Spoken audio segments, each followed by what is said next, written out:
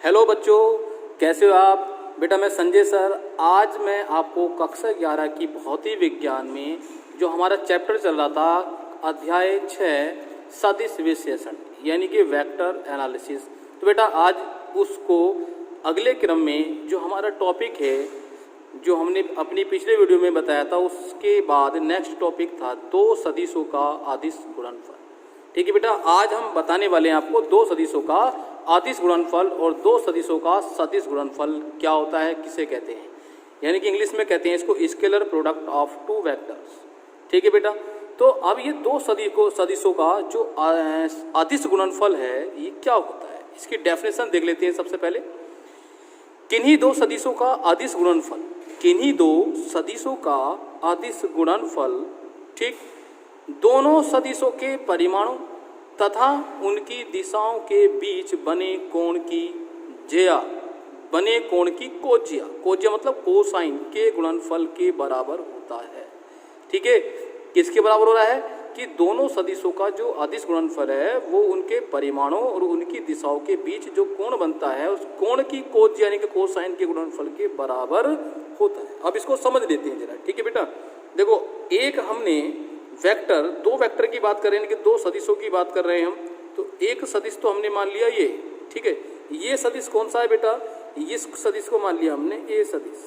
ठीक है, ए सदिश हो गया।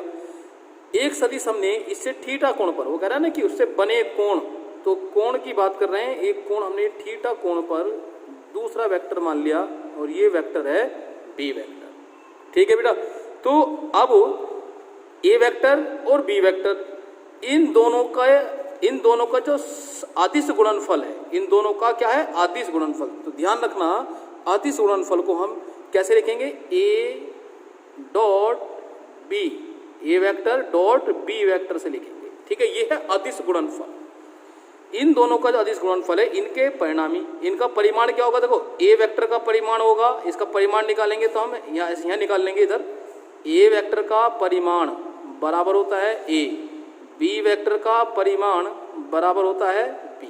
ठीक है, इन दोनों के परिमाणों, ठीक है, परिमाणों का गुणनफल यानी कि ए बी हो गया। ठीक है, और इन दोनों की देखो इसकी दिशा इधर है और इसकी दिशा इधर है, तो इनकी दिशाओं के बीच क्या बन गया है, थीटा एंगल बन गया। इसका कोसाइन, इसका कोसाइन, कोसाइन मतलब कोस थीटा के गुणनफल के बराबर होता है। इसे क्या कहते हैं हम, अदिश गुणनफल। A vector dot B vector is equal to A B cos theta, ये प्रोडक्ट जो आ गया हमारा, इसे कहेंगे हम, कौन सा प्रोडक्ट कहेंगे इसको हम, इसे कहेंगे scalar product of two vector. ठीक है बेटा, तो ये इसकी बात हो गई है। अब यहाँ पर एक छोटी सी बात और समझ लें कि अगर इस जो ये वेक्टर है हमारा, इसको कोई बिंदु मान लें, इनको इसको मान लिया हमने ओ बिंदु, इसको ए परिमाण है इसका, इसको बी मान लिया, इस बी से इस पर एक 90 डिग्री का एक कोण यहाँ पर लंब गिरा दें। लंब क्या हो हमारा एन, ये एन इस पर एक लंब गिरा दिया जो एक 90 डिग्री का कोण क्रिएट करेगा।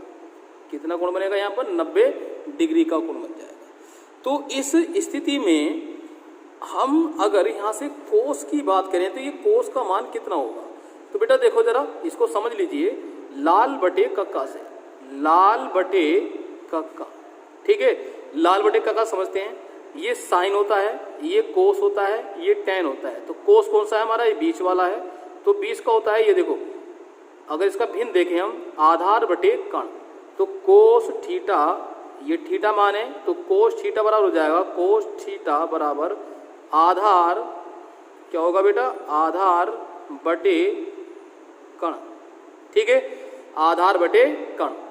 अब ये एक त्रिभुज बन रहा है ओ एन बी, ये समकोण त्रिभुज है। इस समकोण त्रिभुज में जो आधार है वो कौन सा होगा, ओ एन होगा, तो हम लिख देंगे यहाँ पर कोस थीटा बराबर ओ एन। ठीक है, हमने लिख दिया ये ओ एन बटे कण क्या है यहाँ पर, देखो कण जो होता है ये बड़ा वाला होता है, ओ बी, ये क्या है कण है यहाँ पर ओ बी, ओ एन बटे ओ बी। ठीक है बेटा, ये यहाँ से निकल के आ गया। अब इसमें हम मान रखें, देखो जरा हमें कोई मान इसमें पता है, जिसका मान नहीं पता उसको देख लेते हैं। तो किसका मान नहीं पता हमें, यहाँ से देखो ओ एन, ओ ए का मान तो हमें पता है कि ए इसका परिणाम, ओ एन का मान हमें नहीं मालूम है, लेकिन ओ बी जो है ओ बी का परिमाण क्या है, b होगा, यानी कि b वेक्टर है तो b वेक्टर का परिणाम b। तो इसलिए हम इसको OB का मान हमें मालूम है, ON का मान हमें मालूम नहीं है।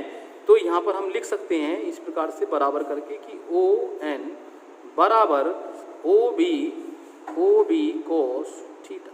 ठीक है बेटा, OB कोस थीटा, ये हम यहाँ पर इस प्रकार से लिख सकते हैं।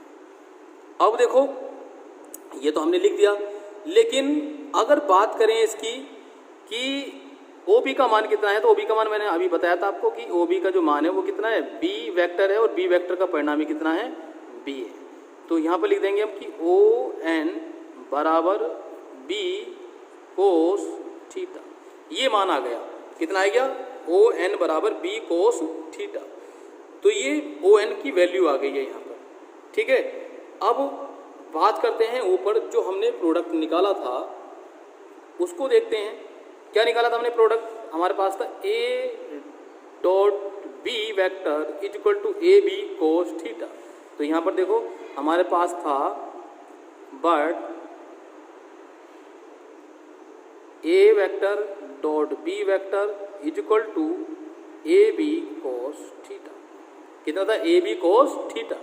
तो यहाँ से हम इस B को इसके साथ ले लें, देखो B को किसके साथ ले लें, कोस के साथ ले लें यहाँ पर ऐसे। तो हमने देखा B कोस थीटा का मान कितना है, ON है। तो यहाँ पर देखें A vector dot B vector is equal to, देखो यहाँ पर कितना जाएगा A और इसका मान कितना हो जाएगा इंटू ON, कितना आ गया ON किसका मान आ गया, B कोस थीटा का मान आ गया। ठीक है नहीं, इसका मान तो ON आ गया। अब ये जो ON ये क्या है, परंतु लिख सकते हैं कि परंतु ON, ये ON क्या है बेटा, यहाँ पर ON सदिश B का एक ही दिशा में एक घटक है। क्या है, ON सदिश B का जो है इस वाले B का एक ही दिशा में क्या है, एक घटक है। इसका ही तो है, एक घटक कहाँ होगा, लंबवत होगा ऊपर की ओर, एक घटक ये वाला होगा। तो दो घटक बनते हैं, ये क्षैतिज घटक है इसका एक ही दिशा में। तो यहाँ पर लिख सकते हैं कि ON जो है वो वेक्टर B का वेक्टर A की दिशा में घटक है। ठीक है, कैसा घटक है, वियोजित घटक, वियोजित घटक है। ठीक है ना, वियोजित घटक है। तो अब हम इसको देखो क्या लिख सकते हैं, किसको लिखेंगे, A vector dot B vector is equal to A ON का मान क्या लिखेंगे हम यहाँ पर, तो ON को ऐसे लिख सकते हैं इसको हम। ठीक है, ध्यान से देख लेना बेटा, A vector dot B vector is equal to, A तो ऐसे रहेगा, ON जो हमने ब्रैकेट में लिखा था तो उसको मान क्या है कि B वेक्टर का A वेक्टर की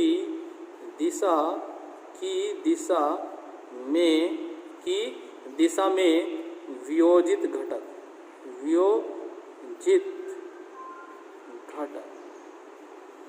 बात समझ आ गई नहीं। ठीक है नहीं, तो B वेक्टर का A वेक्टर की दिशा में वियोजित घटक A डॉट, इन दोनों का जो प्रोडक्ट होगा स्केलर प्रोडक्ट वो A इंटू B का A की दिशा में वियोजित घटक होगा। ठीक है, ये बात होगी। अब इससे क्या स्पष्ट हो रहा है, इसका लिखने का मतलब क्या है, इसका लिखने का मतलब है कि दो सदिशों के अदिश गुणनफल की हम यहाँ से परिभाषा स्पष्ट कर सकते हैं। कैसे कि दो सदिशों का अदिश गुणनफल किसी एक सदिश के परिमाण तथा दूसरे सदिश के पहले सदिश की दिशा में वियोजित घटक के गुणनफल के बराबर होता है। यानी कि किसी एक सदिश का, यानी कि पहले सदिश का क्या परिमाण और दूसरे सदिश का पहले सदिश की दिशा में वियोजित घटक के गुणनफल के बराबर होता है। क्या होता है, दो सदिशों का अदिश गुणनफल। ठीक है नहीं, ये बात यहाँ से स्पष्ट होती है। इसका एक एग्जाम्पल देख लो जरा। ठीक है, एग्जाम्पल देख लेते हैं। एग्जाम्पल कोई सा भी देख लो, जैसे मान लिया हमने देख लिया यहाँ पर कि चुंबकीय फ्लक्स का एग्जाम्पल ले लेते हैं। किसका बात ले लेते हैं हम, चुंबकीय फ्लक्स की बात कर लेते हैं। चुंबकीय फ्लक्स, तो चुंबकीय फ्लक्स का उदाहरण लें बेटा। यदि हम मान लें कि यदि किसी एक समान चुंबकीय क्षेत्र B, ये B वेक्टर क्या चुंबकीय क्षेत्र है, किसी एक समान चुंबकीय क्षेत्र है ये। ठीक है, चुंबकीय क्षेत्र किसी एक समान चुंबकीय क्षेत्र B में कोई तल जिसका क्षेत्रफल a वेक्टर कितना हो, क्षेत्रफल a वेक्टर हो, तब उसमें स्थित तल से बद्ध चुंबकीय flux phi is equal to होगा b vector dot a vector. ठीक है नी, उससे बद्ध अगर चुंबकीय क्षेत्र b है और किससे बद्ध है, क्षेत्रफल a वेक्टर से, तो उसका चुंबकीय flux b vector dot a vector होगा। तो इसका जो प्रोडक्ट है हमारा इतना आएगा, तो हम इसको लिख सकते हैं या फाई इज इक्वल टू, देखो बी ए कोस थीटा, बी ए कोस थीटा। इसका मतलब है कि जो फाई है वो b और a वेक्टर इन दोनों के बीच कोण थीटा है, थीटा कोण पर हमारे पास ये प्रोडक्ट निकल के आ जाएगा। तो इस प्रकार से हम इन एग्जाम्पल का यानी कि दो सदिशों के अदिश गुणनफल का यूज कर सकते हैं।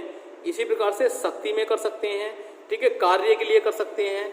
ठीक, कार्य बराबर होता है, कार्य के लिए हम बात करें तो कार्य W बराबर होता है F वेक्टर डॉट विस्थापन S वेक्टर। ठीक है बेटा, तो इसको हम लिख सकते हैं W बराबर या एफ एस कोस थीटा। ये भी किसके अनुसार लिखा हमने, ये भी लिखा दो सदिशों के अदिश गुणनफल के ही अनुसार लिखा। धारा घनत्व की बात कर सकते हैं बेटा, ये तो कार्य की बात थी, कार्य की बात। धारा घनत्व की अगर बात करें, धारा घनत्व, तो धारा घनत्व देख लेते हैं हम। धारा घनत्व क्या होता है बेटा, आई होता है, I is equal to J dot, ठीक है, ए वेक्टर। इस प्रकार से इन दोनों का गुणनफल, तो इसको भी हम उस रूप में लिख सकते हैं कि J dot A cos theta के रूप में हम इसको प्रोडक्ट को भी लिख सकते हैं। ठीक है, अब इसके बाद दूसरा जो प्रकार है हमारा वो है दो सदिशों का सदिश गुणनफल, यानी कि vector product of two vectors. Vector product of two vectors की अगर हम बात करें तो बेटा ये किसे कहते हैं, दो सदिशों का सदिश गुणनफल उन दोनों सदिशों के परिमाणों, जैसे वहां भी परिमाणों की बात करी है, परिमाणों तथा उनकी दिशाओं के बीच कोण की, उनकी दिशाओं के बीच बिल्कुल सेम परिभाषा जैसे पहले थी। दो सदिशों का सदिश गुणनफल, वहां अदिश गुणनफल था, यहाँ सदिश गुणनफल। उन दोनों सदिशों के परिमाणु, वहां भी दोनों सदिशों के परिमाणु तथा उनकी दिशाओं के बीच, वहां भी उनके बीच दिशाओं के बीच बना कोण है, के बीच कोण की ज्या, वहां कोचिया है, यहाँ पर ज्या है, ज्या साइन के गुणनफल के बराबर होता है, तथा इनकी दिशा सदिशों के तल के लंबवत होती है। क्या बात है, इनके सदिशों के तल के लंबवत, यहाँ पर थोड़ा सा चेंज है। ठीक है बेटा, देखो एक वेक्टर तो हमारे पास ये है और एक वेक्टर इसके परपेंडिकुलर वेक्टर बना दिया हमने ये। ठीक है, इसको ध्यान से देख लेना, ये कौन सा वेक्टर हमने मान लिया, ए वेक्टर, और ये कौन सा है बेटा, बी वेक्टर।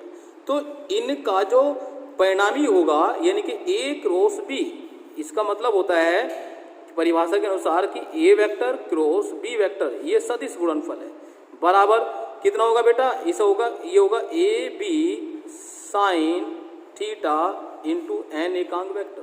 ठीक है, अब कैसे बनाइए, तो जिस बिंदु से ये दोनों वेक्टर जा रहे हैं, यहाँ पर देखो एक क्षेत्रफल क्रिएट हो रहा है, ऐसा करके बन रहा है, नहीं ऐसा करके क्षेत्रफल बनेगा, ये बन गया क्षेत्रफल। ये इसके परपेंडिकुलर एक सदिश होगा इस प्रकार से ऊपर की ओर, कहाँ होगा बेटा, ये ऊपर की ओर ये सदिश होगा, ये सदिश ही इनका परिणामी होगा, इसे कहेंगे हम ए वेक्टर क्रॉस बी वेक्टर, यही इन दोनों का परिणामी होगा। ये भी क्या होगा, इन दोनों के परपेंडिकुलर, इसके भी लंबवत होगा ये, और इसके भी लंबवत होगा ये, इसके लंबवत होगा। ठीक है ना, ये तीनों के तीनों क्या एक दूसरे के लंबवत हैं। जैसे अगर अंगूठे की बात करें ऐसा करके, देखो ऐसे अंगूठा दिख रहा है हमारा, तो ये इसकी बात करें तो ये परिणामी की बात करेगा, ये जो अंगूठा है, अंगूठा क्या होगा, इनका परिणामी ए क्रॉस बी वेक्टर। ठीक है बेटा, इन उंगलियों के क्या है, ये लंबवत है ऊपर की ओर। ठीक, तो इस प्रकार की हम बात कर रहे हैं। तो अब यहाँ पर ये ए वेक्टर, ये जो है तल किसका है, ए वेक्टर तथा बी वेक्टर का तल है ये इन दोनों का तल होगा, ए वेक्टर और बी वेक्टर का तल होगा ये। ठीक है, तो इन दोनों के बीच में कितना कोण बन रहा है, इन दोनों के बीच में कोई मान लें कि थीटा कोण बन रहा है। कितना कोण बन रहा है बेटा, इन दोनों के बीच में कोई थीटा कोण, ये थीटा कोण बन रहा है दोनों, तो इन दोनों के ये लंबवत होगा, इनका परिणामी लंबवत गुजरेगा 90 डिग्री पर। कितने कोण पर होगा, 90 डिग्री पर। तो इन दोनों के बीच जो कोण बनेगा वो कितना होगा, थीटा, ये 90 पर नहीं होंगे, ये थीटा कोण पर है। इन दोनों की लंबवत इनका परिणामी है, ये 90 डिग्री पर होगा। तो इस परिणामी को कौन बताएगा, इन दोनों के लंबवत है, इसका बताएगा ये एकांक वेक्टर, ये डायरेक्शन को बताता है इसकी। किसको बताएगा ये, इसकी दिशा को। ये एकांक सदिश है जो इनकी दिशा को बताता है कि ये इन दोनों वेक्टर के लंबवत है। जैसे परिभाषा देख रहे थे हम कि दो सदिशों का सदिश गुणनफल उन दोनों सदिशों के परिणामों तथा उनकी दिशाओं के बीच कोण की ज्या साइन थीटा के गुणनफल के बराबर होता है तथा इनकी दिशा सदिशों के तल के लंबवत होती है। जो इन सदिशों का तल है ये वाला, इस तल के क्या है, इनकी दिशा लंबवत है। ठीक है बेटा, तो इसको हम लिख सकते हैं कि या करके जो हमने ये अभी सूत्र लिखा है इसको अच्छे से लिख लेते हैं। सूत्र होता है A vector cross B vector बराबर A B sine theta into N एकांक वेक्टर। ठीक है नी, ये सूत्र निकलता है, ये है इसका फॉर्मूला।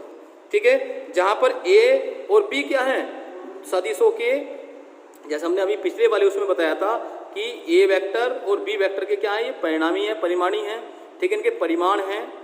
और एन क्या है यहाँ पर, एन वेक्टर, ये एन एकांक सदिश है, एकांक वेक्टर है। ठीक है ना, जिसकी दिशा जो है वो ए और बी इनके तल के लंबवत होती है। क्या होती है, इन दोनों के तल के लंबवत होती है। ठीक है नी, और इनकी दिशा जो है कहाँ होगी, ऊपर की ओर। देखो ये दिशा कहाँ, ऊपर की ओर दिखा रहे हैं हम एन एकांक वेक्टर को। ठीक, अब ये तो हो गई बात दो सदिशों के सदिश गुणनफल की। ठीक है बेटा, अब बात करते हैं इसके एग्जाम्पल की। एक एग्जाम्पल ले लें इसका, जैसे हमने पीछे एग्जाम्पल लिया था।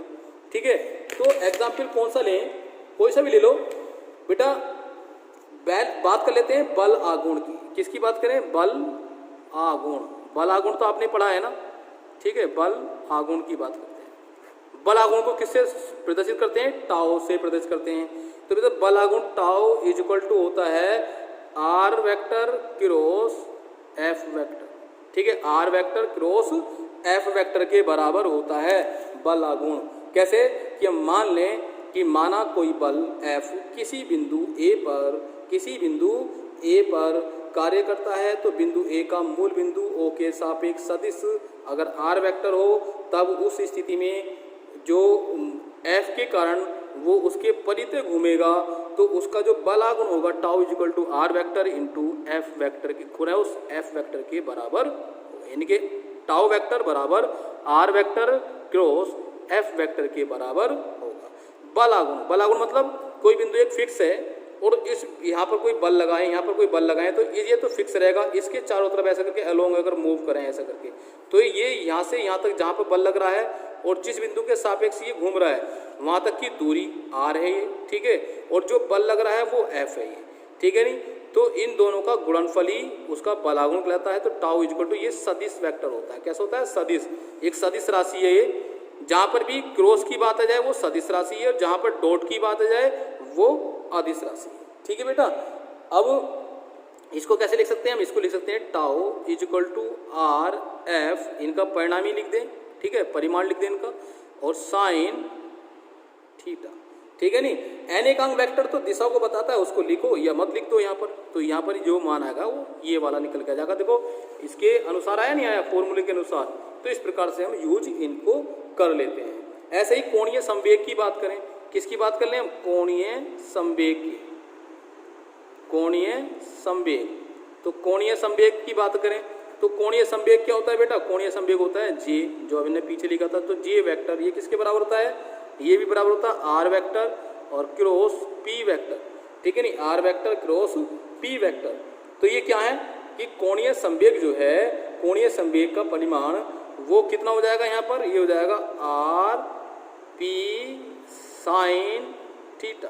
तो जे इज इक्वल टू हो जाएगा आर पी साइन थीटा के बराबर हो जाएगा इनका परिमाण। ठीक है बेटा, तो अब ये यहाँ पर आर क्या है, आर क्या है, ये वो दिशा है जिसके अलोंग कोणीय यानी कि कोणीय संवेग मतलब संवेग लगा है, संवेग पी है। ठीक है, कोणीय संवेग जे है।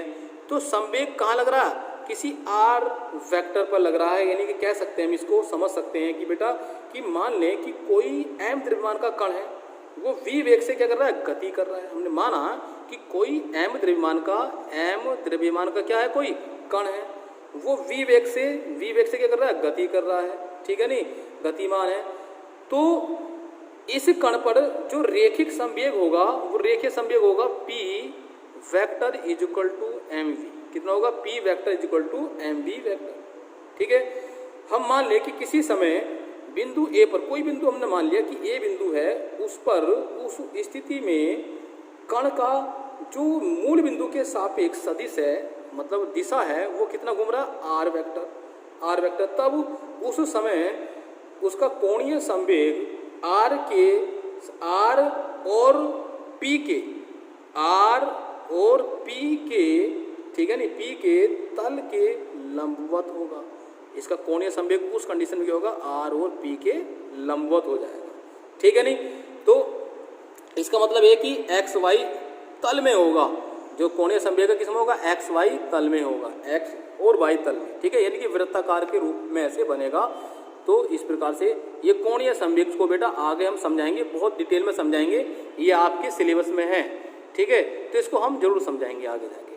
ठीक है, इस प्रकार से बिंदु के सापेक्ष यहाँ पर कोई कण था m द्रव्यमान का, इस पर कोई संवेग लगा और ये v वेग से गति कर रहा है, ऐसा करके v वेग से गति कर रहा है। ये कण कहाँ गया? इस वाले बिंदु पर आ गया। ठीक है, तो यहाँ से यहाँ तक घुमाइए, तो ये कोणीय संवेग हो गया। कोणीय संवेग यहाँ से यहाँ तक mb, इसमें कोणीय संवेग लगा p इक्वल टू mb। तो इस बिंदु पर a से b बिंदु पर आएगा, तो इसका जो कोणीय संवेग है वो j इक्वल टू हो जाएगा r vector cross p vector, और इसका परिणाम हो जाएगा j equal to R P sine theta. तो बच्चों, ये वीडियो आपको अगर पसंद आई हो तो प्लीज़ इसको लाइक ज़रूर कर दें, और बेटा सभी बच्चों के पास शेयर कर दें और कमेंट जरूर करें बेटा। ठीक है, और हमारे चैनल को यदि आपने अभी तक सब्सक्राइब नहीं किया है, अगर सब्सक्राइब लाल कलर में दिखाई दे रहा है तो उसको प्लीज़ सब्सक्राइब जरूर कर दें, जिससे कि वो ब्लैक या वाइट कलर में दिखने लगे तो समझ लेना सब्सक्राइब आपने कर दिया है, और बेल आइकन को भी आप जरूर दबा दें। ठीक है बेटा, धन्यवाद।